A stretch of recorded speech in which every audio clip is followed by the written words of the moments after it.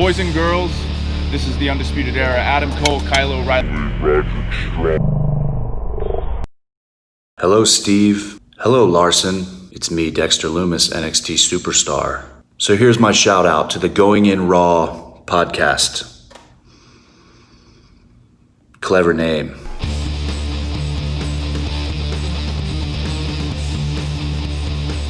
Hey, friendo, Steve here. And Larson. And welcome back to Going In Raw, the only pro wrestling podcast you need to be listening to right here at youtube.com/Steve and Larson. Available wherever podcasts can be found. And of course, taped live at the Twitch, twitch.tv/Steve and Larson. If anybody has a PS5, they can send me and have it like here in 24 hours. That'd be great. Please do that. Just throwing that out there. Just put it out in the world. I'm shooting my shot, Larson. I'm shooting my shot.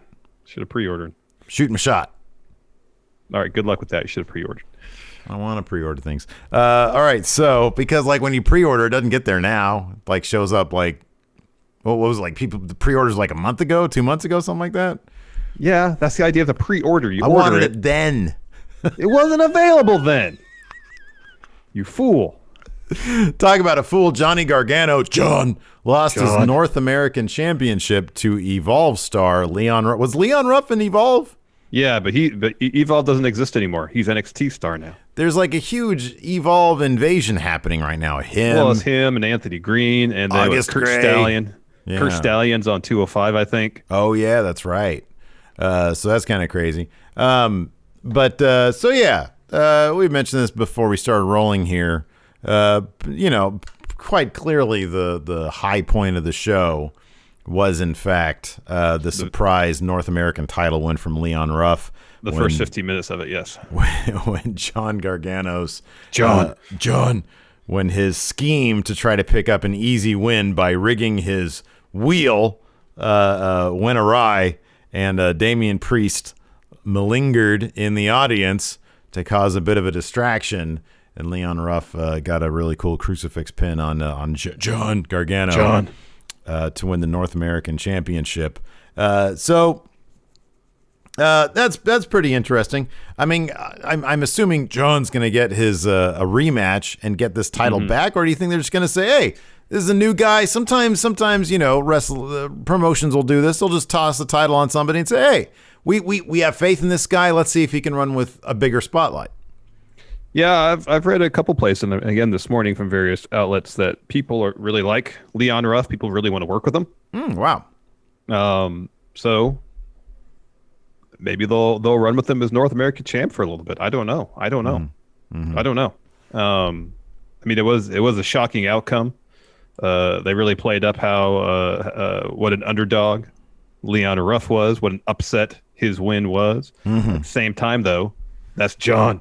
You can't defend his title. Yeah. So, it's an upset to a degree. But yeah, I don't know where they go from here. It's a situation where John makes it a point to go after that belt and get it back. Probably only to eventually lose it to Damian Priest. So I don't know. We also found out the fairly obvious and totally kayfabed we got the reveal of the Scream character. As we had figured, it was Indy Hartwell. However, I mean, once Scream showed up, clearly it was not the person who was Scream previously, which was a dude, and in this case, it was Woman Scream. Well, I mean, it seemed like in Halloween Havoc, whoever helped Johnny seemed like, yes, that was a dude. As far as the ladder match, the main event, that could have been Indy. I don't know, man. I remember. Oh wait, no, she wasn't cleared to be on the show. That's right. So it wasn't Indy. And I mean, just from the body type, when the person who came out to help Candice, like you could clearly see it was not Indy Hartwell. I don't know if they're going to continue to see if. I mean, I don't know if they're gonna maybe have another Scream person, or if this is gonna. I hope this is just gonna be it, and it's just like we'll have to accept that clearly it was a guy under the Scream thing before. But But yeah, so there was that reveal. I thought it was kind of, I don't know. I'm kind of glad they're done with it because like the Scream thing is just kind of goofy. Yeah. And you don't want that to drag out. Like if this was main roster, that would have dragged out for like 3 months and then Scream would have just disappeared. You'd never know who it was. Or they take off the mask and it's another Scream mask underneath. Otherwise, I think you and I can both agree. We talked about it a little bit beforehand. NXT is a bit lacking in they're A, lacking in star power, and B, not using the stars that they have to their fullest extent. Like we're still getting like, last night, Io Shirai and Rhea Ripley, two of their biggest stars, were sort of relegated to a prime target thing. Which even that was kind of... That was underwhelming. Yeah, I like that Rhea Ripley totally admitted. She's like, yeah, I expected to be out there in front of 80,000 people, and what we got sucked. Yeah, basically. No passion, no emotion, no energy. I lost. They're especially with Finn on the shelf because of injury. Say what you will about Karrion Kross as a wrestler, as a presence. He has a lot of gravitas. His entrance is $1 million. That's the superstar entrance right there. He's good on the mic, wrestling ability, whatever, but he checks all the other boxes. At least he exudes the aura of star. Adam Cole hasn't been on for a few weeks. It definitely feels like the main event scene is a bit depleted at the moment. And just like the storylines in general, I don't feel like are that engrossing. The wrestling's good. I got no quibble about the quality of the wrestling. I just don't feel like there's a story that I'm really invested in to the degree of, granted, this is a high bar, but it's within the same umbrella. They're all WWE properties, like the Roman Reigns thing. I'm invested in that. I want to see how it plays out till the end. Even something on Raw, like they've managed to still have some mileage left in this Randy Orton, Drew McIntyre thing, which I thought was done after Hell in a Cell. Lo and behold, it still has legs. Yeah, the Fiend to it especially. Yeah, and it's I'm still interested to see where it goes. I can't think of a storyline in NXT right now. I'm like, I can't wait to see where this goes. I think like this. So it's funny. I'm going to use a debunked economic term for you. Trickle down economics. That one touches the nerve with me. Oftentimes, yeah, a lot of things touch the nerve with you. Oftentimes in wrestling, you have sort of trickle down stories. If your main event scene is really, really hot, then you tend to be like the creative team in general tends to be on a roll. And so you see that. I don't think it trickles down. But I think that when the creative team is hot and they have something really good on top, you see that reflected in the rest of the show. Usually like the best takeovers are the ones who have the best main event scenes, and it's bolstered by a really good rest of the show. Usually when the creative team is hot, the entire show's hot. It's rare that you have like one thing that's really good and then like everything else is crap. Well, right now, if their A story is Pat McAfee and his group, it's not great. It really isn't. They're showing up when there is a lack of star power. And so them being there, it just feels like they're walking into an empty building. They haven't tried to attack Damian Priest, or they haven't interacted with Ciampa. I mean, their main nemesis right now is Drake Maverick. Yeah. And so they really don't pose much of a threat. And you brought this up, and I agree with you. Pete Dunne really doesn't seem like his character so doesn't fit with a guy like Pat McAfee. It doesn't make a lot of sense. Pat McAfee is fine. Like he's got personality. I don't view him as much more than a clown, though. And I think he sort of makes Dunn and the other two guys look like less strong, less intimidating, because he's just sort of a clown. I mean, he's like, just a mainstream version of Robert Stone brand as far as I'm concerned. Yeah. Kind of. And honestly, I would have preferred Robert Stone brand to come back with like some super like Robert Stone brand actually gets his shit together. And he hires a couple of great names, and he puts that together because I know Robert Stone brand isn't there for a cup of coffee. Yeah. So yeah, I totally see what you're saying. I mean, I like the. I do think that they have something with the Shotzi Candice LeRae stuff. I mean, the thing about Shotzi and the tank is that to a lot of people, they see, oh, it's just her silly tank. But, you know, on whether it's social media, she mentioned this, I think, about her helmet when it legitimately got stolen with her car, how much it meant to her. And so the tank stuff I actually really like. And I think that her versus Candice is going to end up being really, really good. I mean, beyond that, I mean, there's some good matches, but I mean, to say there's not entertaining bits because there's strong enough performers across the board in NXT that you know they can take middle of the road creative and make it fun. Yeah, I think the Gargano stuff, like you said, clearly was the best stuff. And I'll be honest with you, I kind of feel like that should have been. I know that should have been the main event. I understand that you needed the aftermath to really sell it, or I mean, you could have just opened up NXT next week with that because that's a hell of a cliffhanger. So yeah, we can just get right into it and we'll go along. Sure. It opened up with John in the ring. He's got Wheel. He's very happy about Wheel. He was Wheel of challengers. He was really funny with the Wheel.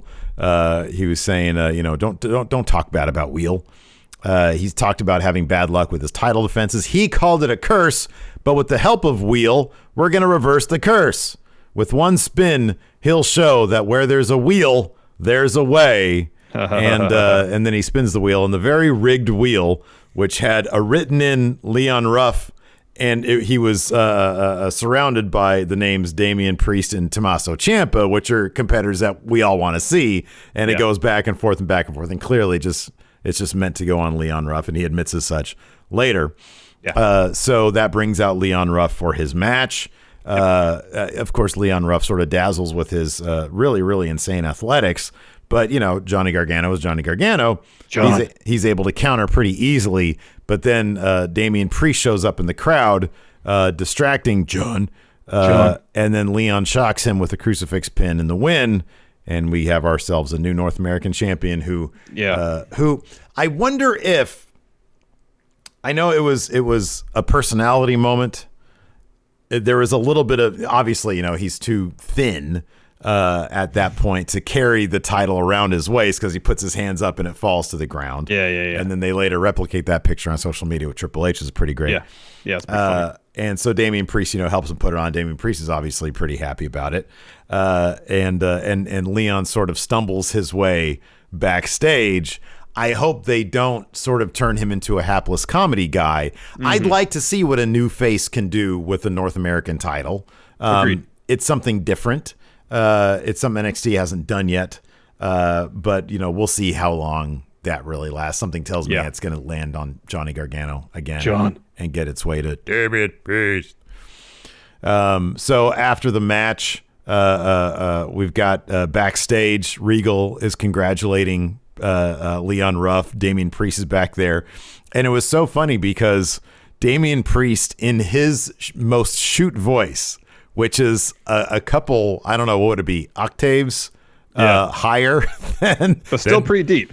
It's still pretty deep, but yeah, he was saying, listen, congratulations, this is great. You need to get out of here. Here's my black challenge. Here's the keys to my black challenger. Get out of here because Gargano's about to be out here and he's going to be pissed. So Leon Ruff runs away. Sure enough, John comes through. He's pissed. He's blaming Priest for the loss. For the loss. He's like, whose great idea was this? Who's great? And they're like, it was your idea, Johnny. And the whole time Priest is calling him an idiot, a moron. And Regal comes in. He's like, I implore you to do your job. This wasn't my idea. You got to overturn this. And Damian Priest is like, no, it's your idea, idiot. Go home and watch some Wheel of Fortune. Yeah, I really like this. I really like Priest here. I liked everybody here. I thought this was really good. Yeah. Highlight of the show. After that, we had a cruiserweight title match between Santos, Escobar, and Jake Atlas. Early in the day, there was a brief bit where Atlas shows up at the Performance Center. He said he's sick of the numbers game, and so he runs up with Legado del Fantasma, hits Joaquin Wilde with a steel pipe. And that brings us to the match. Some good back and forth. Santos Escobar was dominating early, working over Atlas's neck, upper back. Finish, though, saw Atlas go for his finish, the cartwheel DDT off the rope. Santos catches him, hits his finish for the win. We had some shenanigans from Legado trying to get involved. Atlas kind of took him out of the equation for the most part. Fairly easily, and they looked incredibly hapless. Remember there was a point where they seemed like you could put the tag titles on them? I know. That disappeared pretty quickly. Legado del Fantasma was kind of like a really big thing. I thought they were going to be kind of booked a bit stronger than all this. But I mean, evidently they've been on tour. They're a heavy 205 team. Yeah. Well, I thought they might be kind of like the Imperium of the cruiserweight division, you know? Yeah, right. Yeah. At least on NXT, it hasn't really played out that way. Not really. Yeah, they were hot for a second and they sort of fell off. After that, we have Dexter Lumis backstage. He's drawn a picture of Zombie Ref and Cameron Grimes running away from Zombie Ref, and there's a couple people kind of circled around.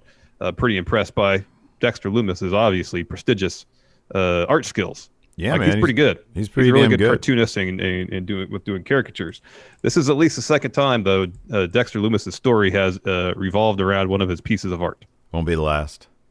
No, it's not. It's going to be pretty much the primary motivator for any of his feuds. I feel like while he's in NXT. This is the big issue with him is they don't really know how to. Is it a thing where Triple H is so tickled with his art skills, and it's like, here, I want you to draw this. All right, now Timothy Thatcher is going to toss somebody through it, and you're upset about it. At some point, is Triple H just going to embrace his inner Vince and just go with not what makes sense logically, but what tickles him? Is that the lesson he's going to learn from his father-in-law? Is that you roll with just whatever tickles your fancy? Maybe. I don't know. Whims. I mean, there's got to be some of it, but yeah, dude, they need to sit down and around the pool and figure out Dexter Lumis because he's got everything. They just need to make him an actual human being instead of like two weird things, which is serial killer and caricature artist. Well, here's the thing: either he's a multifaceted human being, or make him unstoppable serial killer. One of the two. Yeah, but you need to, even if he's unstoppable, so you need dimension, obviously. There. But I mean, I just feel like if you're going to have a multi-layer, fully fleshed out character, it's harder to kind of have the subtext that he's a murderer too. Yeah. Whereas if you have subtext he's a murderer primary and then add layers to it, it's got to be one or the other. You can't just have the middle ground where maybe he's a serial killer, but also he's a really accomplished artist. Yeah, it's odd to say the least. After that, we had a video where Shotzi's talking about her tank and Candice LeRae running over her tank. And she punctuates it by saying, well, you know, she talks about how personal that was and what the tank meant to her and how it's a shout out to people in her family and people that are close to her that have been in the military or in the military. And of course they tie that into what are we at? Memorial Day? Veterans Day. Veterans Day. Sorry. Yesterday was Veterans Day. And so she says, she punctuates by saying, I'm not looking for revenge or payback. I'm just looking to kick Candice's ass. Yeah. After that, Raquel Gonzalez comes to the ring. She's looking to fight Xia Li because that was supposed to be a thing. And instead, she gets Boa, and he says she's not going to be there. And so instead, Raquel just kicks the living shit out of Boa. Yeah. And then, some red lights come down or happen. Yeah. Yeah. And then, an old man emerges. And Boa cowers in fear of this old man. The old timer hands Boa a letter and grabs the top of his hand here, and he puts a symbol on his hand with charcoal. Yeah. And he gives him a letter. Now, Larson Power Rank, what is this letter? My number one is a Waffle House menu. Shoot, where is it? Someone tweeted at us what that symbol was. Now I can't find it. That's really nice. Was it me? Is that our Going in Raw one? Let me check that. I don't recall seeing that. Yes. Nick, a white brownie, says the symbol power on Boa's hand means power. Wow. What did you read of Boa's reaction? It looked like relief. I think. He seemed to be cowering in fear, but once the man put the thing on his hand, gave him the letter, and then walked away, he seemed to be a bit more at ease. At ease, but also genuflecting a bit, sort of. Yeah. Yeah, I'm not sure what to make of it. Yeah. Yeah, not sure. So after that, we had an August Gray interview, which Mackenzie asked, why did you attack Thatcher. And before he can really answer, he's attacked by Thatcher, who puts him in a chokehold. And then he throws him into Dexter Lumis's art. He gets pissed, and Thatcher says, I've got no problem with you. After that, we have Toni Storm versus Candice LeRae. Yeah, got a picture-in-picture Candice promo. She was pretty pleased with herself after breaking Shotzi's tank. It's her way of saying, you get in her way, she'll run you over. This was a fun match. Finish saw, where is it here? So Toni has the upper hand. Candice kind of tosses her in the turnbuckle and then rolls up Toni with her feet on the ropes to get the win. And that was kind of like the thing in this match because earlier on, I can't remember exactly what it was, where Toni had the upper hand and Candice kind of cut a corner to gain the advantage. Mm-hmm, yeah. And I believe at least one point commentary says something along the lines of, well, it'd be interested to see what Candice could do if she didn't feel the need to cheat, essentially. Mm-hmm. My favorite part it was a good match. It was a good match. But Vic making the joke about the Garganos having a rough night. Oh, yeah. And Wade getting on him about it. Yeah. And he says, "You can't." It's the second time he made this joke. And then Vic just says to Beth, "Did you get it?" Yeah. It just reminded me of Energy Vampire. Yeah, it was really good. Yeah, I was cracking up. It was pretty funny. So after the match, Tony's upset that Candice cheated to win. Started beating her up. Scream character comes out. They both lay into Toni. Shotzi comes out, try to make the save. She goes after Candice at first, turns around, gives Scream character a boot. Goes back to Candice. Scream character boots Shotzi, helps Candice do her stomp thing, and Scream character reveals herself as Indy Hartwell. Mm-hmm. Yeah. After that, we have a short backstage interview with Breezango. They're upset. They're not goofing around. It's all business. All business tonight. They want their tag titles back. After that, we had Timothy Thatcher versus Dexter Lumis. Really, really terrific match, which ended with Cameron Grimes sort of distracting on the apron to let Thatch get like a submission and then a pin on Dexter Lumis. Mm-hmm. And then after the match, Grimes attacks Lumis, gets the upper hand. Then Grimes puts a burlap sack on Loomis's head. Is that a burlap sack? I love Wade Barrett. His voice. Wade Barrett is good. Great. I know. Is that a burlap sack? That it looked like if Lumis had just like moved his head suddenly in any direction, that burlap sack would just come flying off. Did you catch? Did you catch? So then they're down near the barricade, and Cameron Grimes starts beating up Dexter Lumis, and then just clear as day, he says, "Chair me." And then Dexter Lumis gets a chair from behind the barricade. Swings and he misses. Grimes puts him on the chair, hits a cave-in on the chair. Chair me. It was really good. I cracked up, though, because I noticed that he's very, very flamboyant, I guess, with his speech. I was like, come on, man. Come on, let's do it. Chair me. Come on. And I was like, whoa, what was that? I remember I was like, Lace, get over here. And I explained to her, look, he's calling the spot. Jeremy. Jeremy. It's like he channeled Damian Priest for a second. Jeremy. Yeah. After that, we have an interview. Johnny Gargano is waiting outside Regal's office.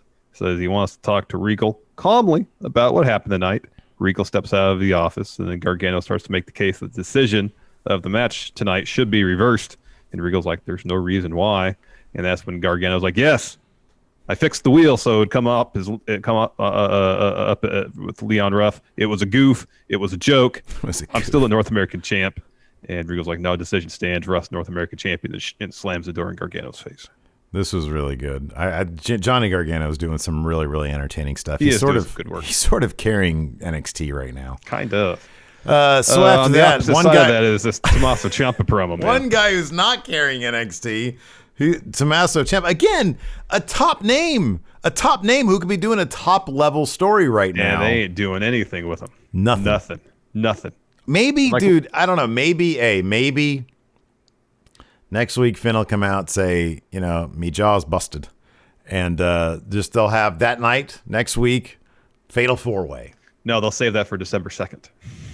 Yeah, December 2nd. Yeah. Ugh, I'm going to 3 weeks.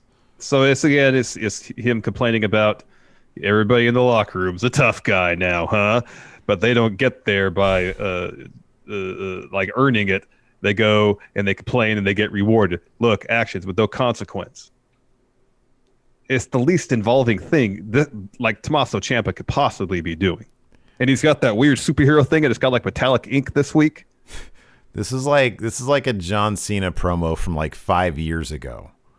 That's what that is. You know, everybody in the locker room says the same thing. They all don't get opportunities. I mean, it's a slightly different premise than the John Cena thing. What does it say on my back of my shirt? Earn it, you know? Yeah. Yes, exactly. Like Ciampa's just missing the T-shirt slogan. Yeah. And it just culminates in him saying 2020 locker room culture is going to change and I am that change. But it's like they should be doing so much more with Tommaso Ciampa. Mm-hmm. So much more. I mean, this feels like senioritis at this point. He feels like the guy who got held behind a year and is resentful of it and is going to take it out on everybody else. Eventually, he's just going to be Matthew McConaughey, you know, hanging out outside the Capitol Wrestling Center. All right. After that, new Evolve signees. Evolve's no more, though. We had the Io Shirai, Rhea Ripley Prime target. Again, fine, and kind of telling the backstory of their kind of parallel journeys to their match next week. But even as far as prime targets go, it was kind of middle of the road because some of these prime targets have been really good. Yeah, I know. Usually they're pretty decent, but yeah, you know, it is what it is. After that, Pat McAfee, yeah, the brand, or Do It for the Brand, or the Kings of NXT, whatever they're called. I don't know what they're called. They need a name for them. The greatest 4-man group in the history of pro wrestling, is that their name? That's not going to work. That doesn't look good on a shirt. Yeah, because he has the Do It for the Brand, but that's his thing. I think, or it's a puncher's thing. So you got, I mean, yeah, but they don't, on the Tron that doesn't say Kings of NXT. I was like, that's a good. It just says it just says Pat McAfee. It's not great. So he comes out, he puts over Pete Dunne, says they're the greatest he keeps on saying they're the greatest 4-man group in wrestling history.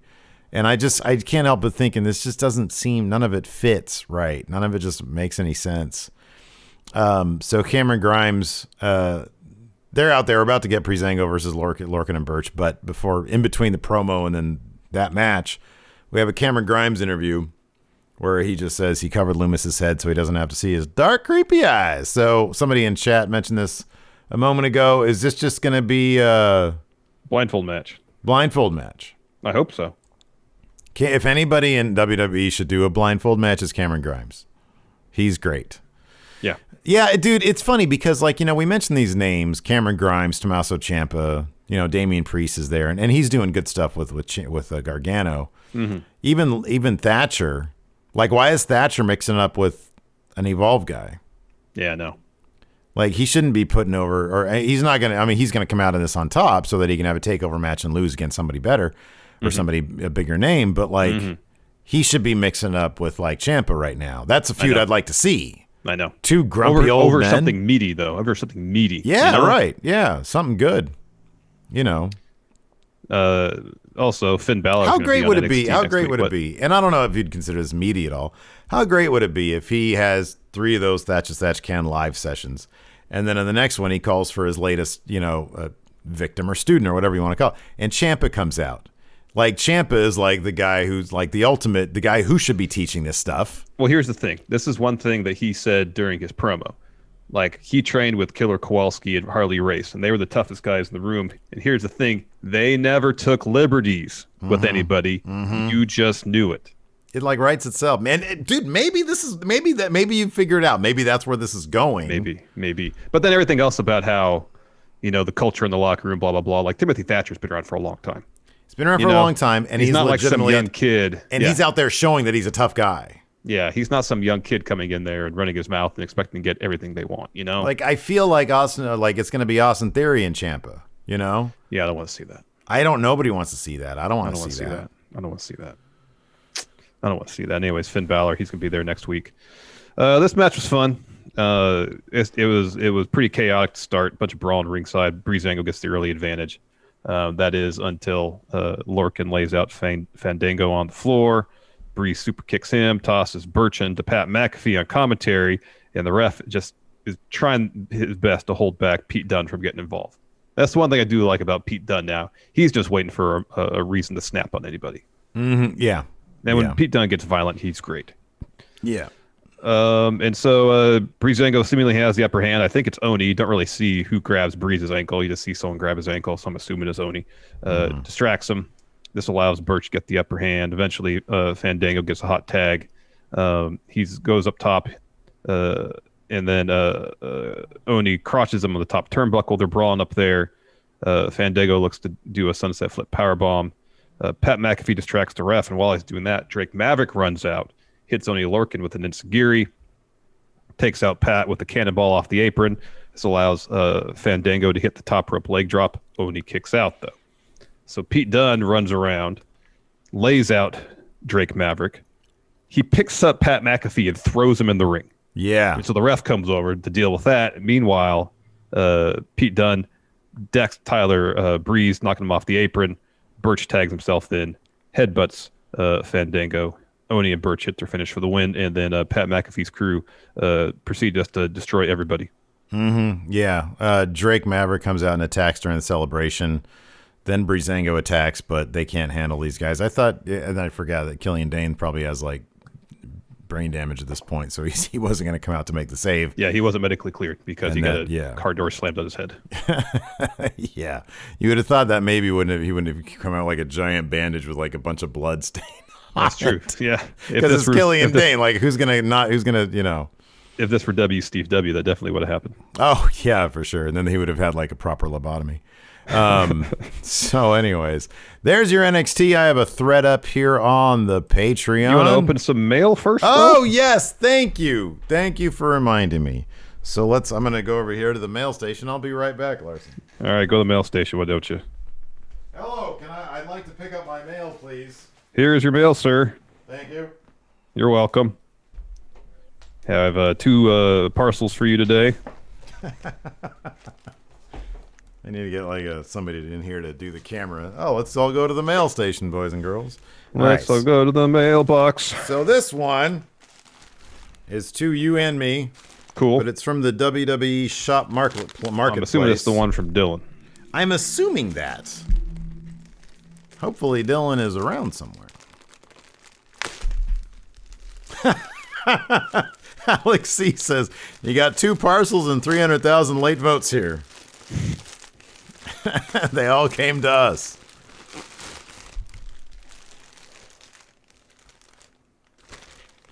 It doesn't say. Yeah, no, I don't think it says on the receipt. So sometimes they. Oh wait, hold on. Maybe sometimes it says it on the packing thing.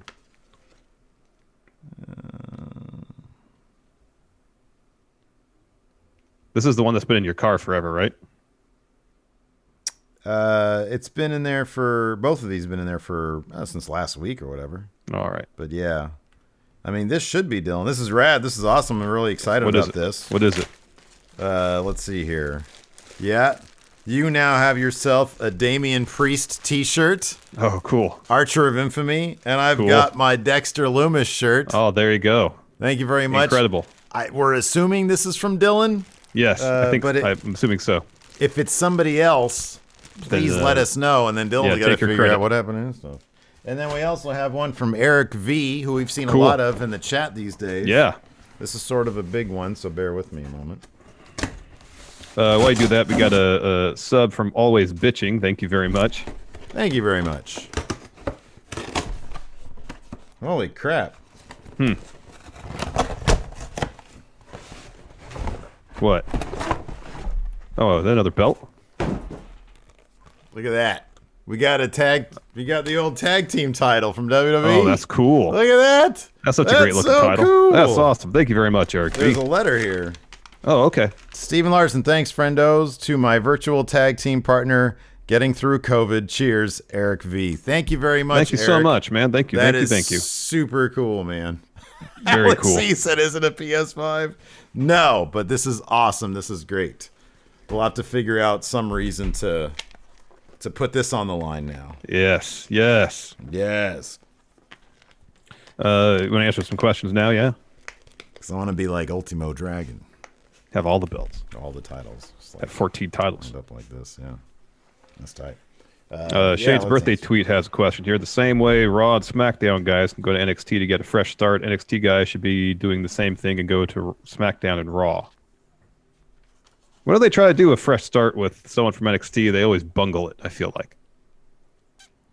Oh, you mean like, wait, what, like in what? Give me an example. Well, I mean, I know Bob Roode wasn't necessarily called up to main roster for a fresh start, but they said, all right, we're not going to do anything that you did in NXT, and it was no good. Yeah. Sending people from NXT to main roster for a fresh start. Well, that's just a call up.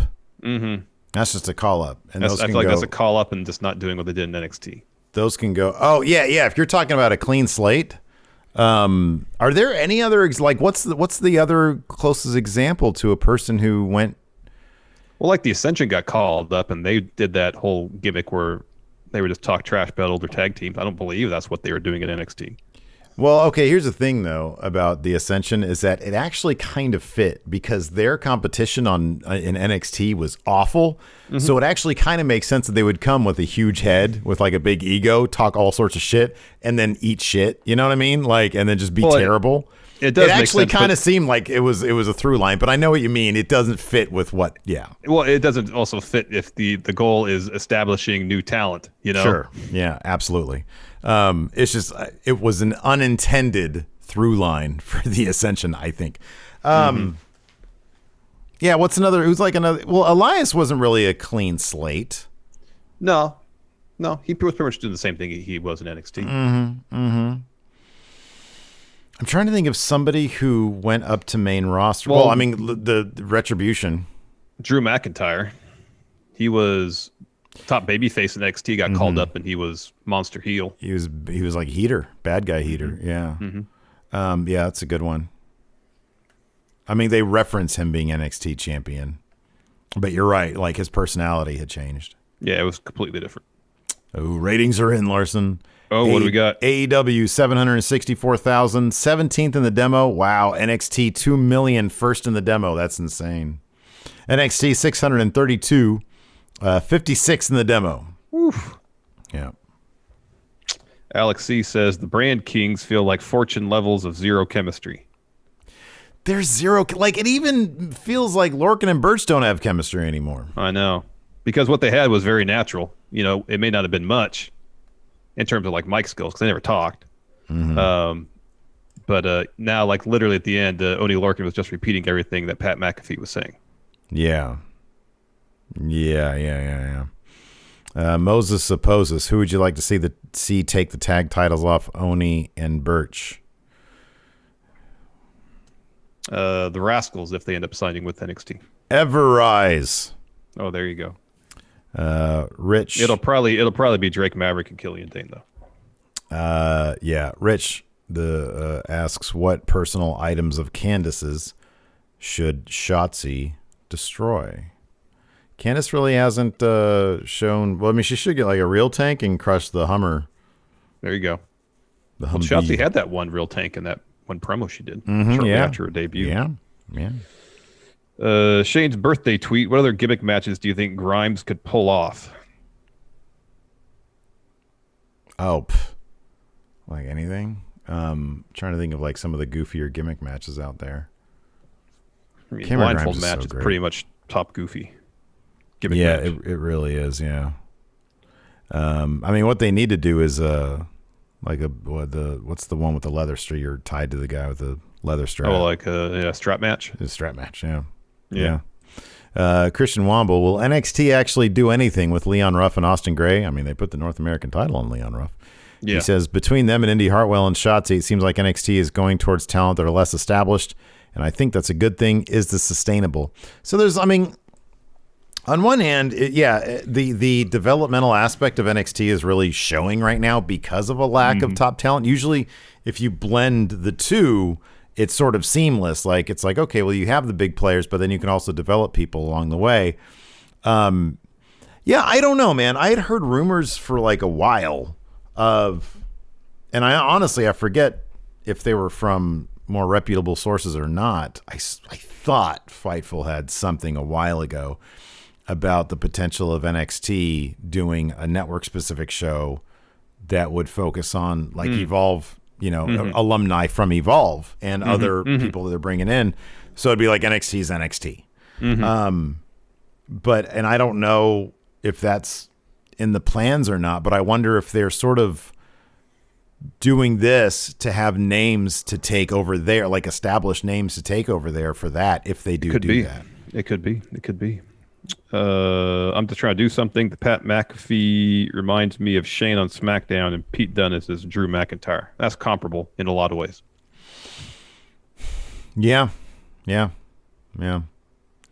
Let's see here. James Fletcher, why do you think they keep Gargano, Candice, Ciampa, Dream, etc. in NXT since they've all pretty much done all they can do?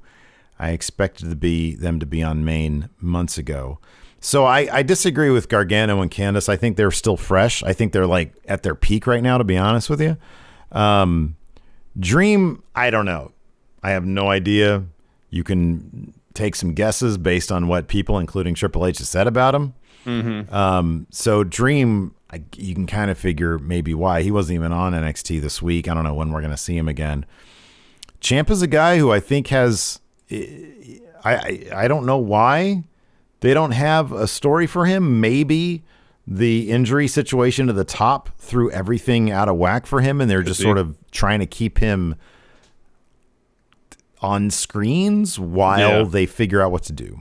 Yeah, that's entirely possible. Anthony, Steve, top 5 wrestlers you want interviewed by the new greatest interviewer ever, Lita Paldrake. I haven't had a chance to watch that video yet. That's been floating around Twitter.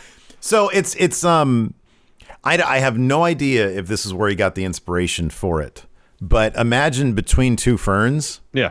But like legit and with people of the 70s. Yeah. It's out. And then she starts like openly and heavily flirting with Telly Savalas during one of the interviews, and they like kiss twice on the lips. It's the greatest thing ever. And it's she asked Elliot Gould, do you regret not following not joining the MASH TV show? And he was like, no. He was like, but they've all made a fortune there. It's good stuff. That's pretty. I'll have to check that out. Dang MQ says in NXT UK, Trent Seven, I believe my pick to win the whole thing, faces A-Kid in the finals of the Heritage Cup. What? Wow. Hey, there you go. You got the tea leaves. Larstradamus. There you go. Coming your way, man. I like it. Yeah, what should we just maybe chat? Give us some ideas. What we can, like, this is a tag team title. Yeah. So, like, I don't know what we could thematically, what we can defend this for by. Yeah, I don't know either. Unless we just have that represent another brand. Like, maybe that doesn't make any sense. Because we have Big Red for WWE pay-per-views. We have Big Gold for AEW. Well, AEW, we could have NXT its own belt. AEW is the land of tag team action. That's true. We could have this be the AEW title, and then Big Gold could be NXT. But then AEW is also kind of like a WCW throwback, and that's where Big Gold comes from. Yeah, I don't know. I don't know. Gareth says defend the title on your double date. But it's not. How would I do that? I'd have to roll up the fellow that is going to be there. I don't know. White Brownie says so. EO versus Rhea is next week, and Survivor Series is also next week. Wow, we're already to Survivor Series. Any chance loser will replace someone from either Raw or SmackDown? I don't know, man. Besides Survivor, what was the other one? The Survivor Series. It says EO and Rhea is next week as well as Survivor Series. Any chance the loser of that match will replace someone on either Raw or SmackDown? I'd be kind of surprised, but you never know. Yeah, they're not even acknowledging NXT on main, nor main on NXT. Let's see here. 4-Inch Fox says, hey guys, I see a lot of negativity in regards to Gargano dropping the North American title. What is your take on his? He says, my take is that John is the face of NXT and has been in promotion for so long and won everything. Isn't now a good time for him to start putting over new talent? I think this is squarely a story. Well, yeah, but also I think this is squarely a story about Johnny and Damian Priest. John, and David. So yeah, I think he's doing terrific work. I really do. And Damian Priest seems so much more comfortable. Oh, he totally in like does. every aspect. I mean, you've mentioned multiple times about how he looks like he's going a half step faster in the ring. Yeah, his character work is across the board really good. He seems much more at ease. Like, and you notice they've kind of dropped certain aspects of the live forever stuff. You know, that's not so much the focus anymore. Right. Living in infamy, yada yada yada. He's just a party dude essentially. Night by night, how does each member of Pat McAfee's faction like their eggs cooked? I'm guessing Pat scrambled. Well, okay, so what's the typical way you do them in England? Isn't it like sunny side up? For Pete, I'm saying. Oh, okay. Well, who has poached eggs? I feel like someone's got to have a poached egg. Where are poached eggs most popular? I mean, you can. I don't know if they're a regional thing per se, but you usually poach an egg if you're making like eggs Benedict or something like that. Oh, that's a good point. Alex C says Dunn eats eggs raw. No, he doesn't eat eggs at all because he's a vegan. Oh yeah. So if he has any sort of egg products, it's egg substitute. So it's like a combination of water and chia seed or something like that. Let's see here. Big Chris, what do you guys think is the ceiling for Timothy Thatcher? I think he could be NXT champion.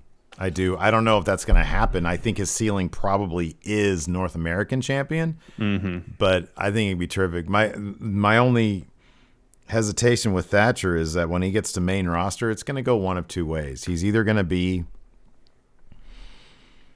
like a better hardcore Holly, or wait, who's the guy that I compared him to before? I guess I compared him to Benoit before, but I don't see him being Benoit. I could see him being a less goofy Drew Gulak. Yeah, maybe.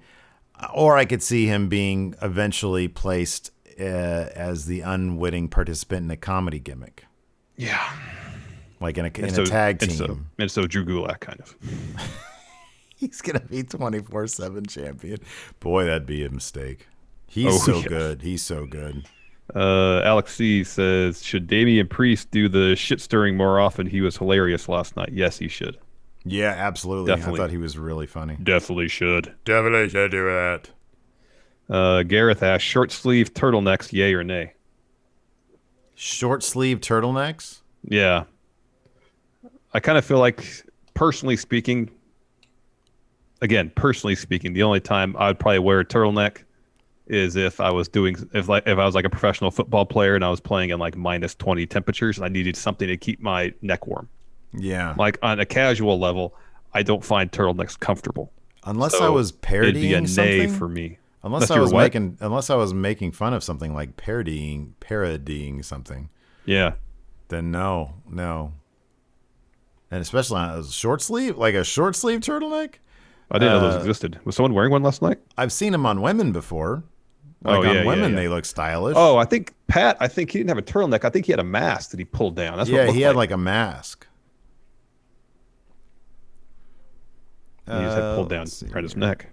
Alex Foster, how would you rebut Malcolm Bivens? Him and Robert Stonebrand have competing wrestling brands. I don't know who you'd put him with, though. Anybody. Just put him on TV. Jeez. Yeah, just let him be him because he's funny. Have Regal go on vacation and put Bivens in charge. There you go. Calicott, Steve, do you miss being physically beside Larson and Larson vice versa? It's not that I didn't like it. I just, dude, who wouldn't want to be at their home? You know what I mean? Like, I don't think our chemistry is any different that we're zooming in. No. I really enjoy being able to be away from you at the at the stroke of a button. That's nice. I like being by myself. I don't know. Do you miss being next to me? It sounds like you kind of do. Yes and no. Because there's certain things that we could do working in the same space that we just can't do now. Oh, and yeah. They're obviously not essential, but we talked about doing commercial for stuff, and not that we can't do them. It's just we have to be a little more creative in how we approach them, as opposed to being in the same room and bouncing things off each other. From a business standpoint, absolutely. Like primarily, I would love to get back to doing some We Book Raw for the Patreon. I would love to do that. Like, that's a lot of fun. We're gaming next to each other. That's a lot of fun. Yeah. But like the daily podcast thing, going into an office, plunking down, I think that we are both much more comfortable. Oh yeah. Doing it this way. Oh yeah. So yeah. Robert Channel says Pat McAfee has actually done 0 for ratings. That is 100% true. Yeah. Yeah. It does nothing. It really does. Let's see here. Adrian C says, how in the hell does Leon Ruff get a title reign before Kona Reeves? # respect the finest.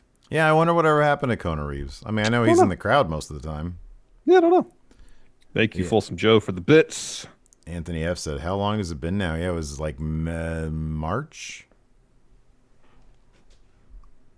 It was March. What was March? That we were in the office. Yeah. Yep. Yeah, about mid-March, when we realized we were going to be staying home for a while. That was crazy. That I brought up the conversation.